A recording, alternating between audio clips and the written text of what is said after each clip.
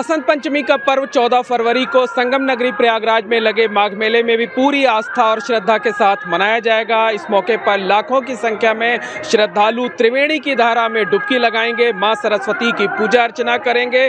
कैंपों में खास तैयारियां की गई हुई हैं और कहा यह जाता है कि प्रयागराज के संगम क्षेत्र में बसंत पंचमी का विशेष महत्व है। अदृश्य रूप से सरस्वती जी यहाँ पर विराजमान है और कहा जाता है कि जिन पर माता सरस्वती की कृपा हो उसको सब कुछ हासिल हो जाता है। किस तरीके की तैयारियां की गई हैं और क्या महत्व है बसंत पंचमी का प्रयागराज में, इस बारे में हम जानते हैं। हमारे साथ स्वामी ब्रह्माश्रम जी महाराज हैं, साथ ही साथ कई कल्पवासी भी यहाँ मौजूद हैं। महाराज जी, सबसे पहले आपसे जानना चाहेंगे कि प्रयागराज में माघ मेले के दौरान बसंत पंचमी का क्या महत्व है। बसंत पंचमी माँ सरस्वती का प्राकट्य दिवस माना जाता है, इसलिए माँ सरस्वती जो है वाणी, संगीत और कला की जो है दात्री है। इसलिए इनके पूजन के साथ ही में बसंत पंचमी के दिन विद्याध्ययन के लिए विद्यार्थियों को, बालकों को गुरुकुल में इत्यादि स्कूलों में प्रवेश कराने का बहुत अधिक महत्व होता है। माँ सरस्वती उन पर कृपा करती हैं। साथ ही साथ जैसे गोस्वामी जी ने रामचरितमानस में सर्वप्रथम जो लिखा, मंगला नाम च कर्तारौ वंदे वाणी विनायको, वाणी और विनायक दोनों की वंदना एक साथ की। माँ सरस्वती वाणी की दात्री हैं, गणपति महाराज ज्ञान के दाता हैं, इसलिए वाणी की भी आवश्यकता होती है और ज्ञान की भी आवश्यकता होती है। अगर ज्ञान है, वाणी नहीं है। महाराज जी, इस दिन पीले कपड़े पहनने का विधान है। पीला कपड़ा क्यों, पीला वस्त्र क्यों धारण किया जाता है बसंत पंचमी के दिन? इस दिन बसंत के समय हमारी ऋतु जो है अपना रूप धारण करती है। वो समस्त ऋतु जो है बसंत आने पर जो है पीला फूल पुष्प पल्लवित हो जाता है। इसी प्रकार से पीत वस्त्र धारण करने का महत्व बताया गया।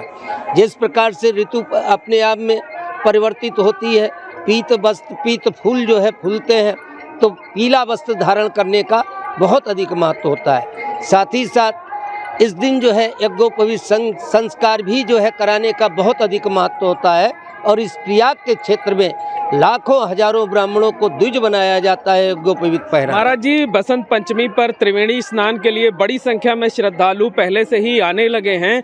किस तरह की तैयारियां आपके कैंप में हैं और श्रद्धालुओं में कितना उत्साह है? पहले से ही ये सारी तैयारियां की जाती हैं कि आने वाले श्रद्धालुओं को किसी प्रकार की कोई तकलीफ और दिक्कत ना हो, उनके लिए व्यवस्था बना करके रखा जाता है। जैसे मैंने अपने शिविर में बना करके रखी है, इसी प्रकार से प्रशासन यहाँ भी माता सरस्वती का पूजा अर्चना की जाएगी। बिल्कुल होगी, बिल्कुल होगी। यहाँ पर भी जो है सरस्वती माता की पूजा और अर्चना की जाएगी। तो तमाम श्रद्धालु भी आप देख सकते हैं कि यहाँ पर मौजूद हैं, जो कि महाराज जी के सानिध्य में यहाँ पर कल्पवास कर रहे हैं। उनसे पूछ लेते हैं और जान लेते हैं। देखिए, आपने तो पीला जो है वो कपड़ा पहन भी रखा है, अभी से आप पर बसंत का रंग छा गया है।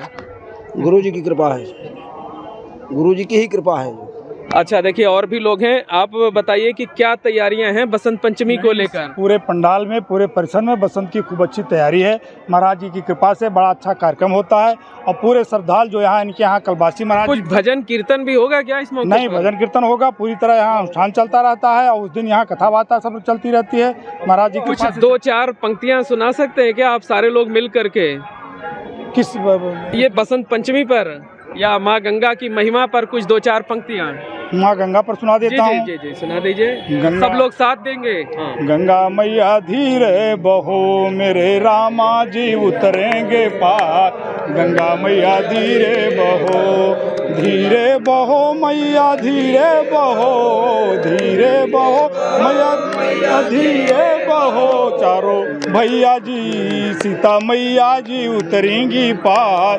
गंगा मैया धीरे बहो, राम लक्ष्मण जी उतरेंगे पार। गंगा मैया धीरे बहो। बसंत पंचमी पर माता सरस्वती की पूजा की जाती है। विद्या की देवी हैं, संगीत की देवी हैं माता सरस्वती, और खास तैयारियां यहां पर प्रयागराज के माघ मेले में की गई हुई हैं। प्रशासन का अनुमान है कि तकरीबन 80 लाख से ज्यादा श्रद्धालु यहां पर त्रिवेणी की धारा में आस्था की डुबकी लगाएंगे, पूजा अर्चना करेंगे और उन्हें मां सरस्वती का आशीर्वाद प्राप्त होगा। Mohammed Moin, ABP news, Prayagraj.